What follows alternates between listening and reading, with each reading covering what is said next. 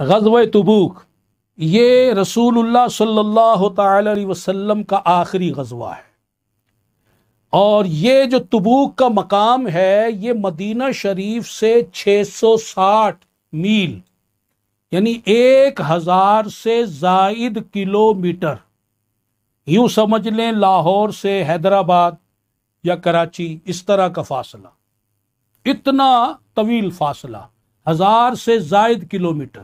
یہ 9 ہجری میں یہ غزوہ واقع ہوا، اور یہ تمام غزوات سے بڑا غزوہ۔ سرکار صلی اللہ علیہ وسلم منبر پر تشریف لائے۔ اسے جنگ اسرت بھی کہا جاتا ہے، بڑی غربت تھی، 1,00,000 صحابہ مجاہدین ہیں اور سب کے پاس ہتھیار سواری بھی نہیں، کھانے پینے کا ساز و سامان بھی نہیں، سفر بھی طویل ہے، جنگ بھی پھر ہونی ہے۔ سرکار منبر پر تشریف لائے اور اعلان فرمایا، رغبت دلائی لوگوں کو، خطبہ دیا، اللہ کی راہ میں خرچ کرو، اللہ کی راہ میں جہاد کے لیے قافلہ جا رہا ہے، ان کی مدد کرو۔ آپ نے ترغیب دلائی، خطبہ دیا۔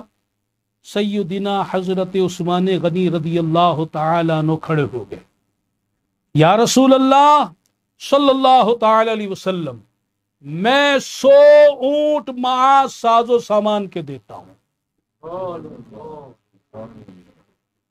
تشریف رکھی، سرکار منبر سے نہیں اترے، خطبہ جاری رکھا، ترغیب دلاتے رہے۔ حضرت عثمان غنی رضی اللہ تعالی عنہ دوبارہ کھڑے ہوئے، عرض کی، یا رسول اللہ صلی اللہ علیہ وسلم، میں 200 اونٹ مع ساز و سامان کے دیتا ہوں۔ تشریف رکھے، مگر سرکار منبر سے نیچے نہ آئے۔ آپ نے خطبہ جاری رکھا، حضرت عثمان غنی کھڑے ہوئے، عرض کی، یا رسول اللہ صلی اللہ علیہ وسلم، میں 300 اونٹ مع ساز و سامان کے دیتا ہوں۔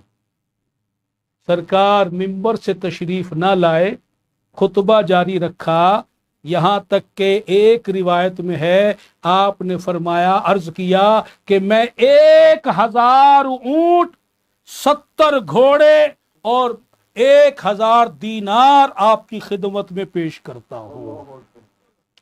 سرکار صلی اللہ علیہ وسلم منبر سے اتر آئے، اور پھر کیا فرمایا، غور تو کرو کیا فرمایا، اے لوگو، آج جو عثمان نے عمل کیا ہے، اس عمل کے بعد انہیں آخرت میں اور کسی عمل کی ضرورت ہے؟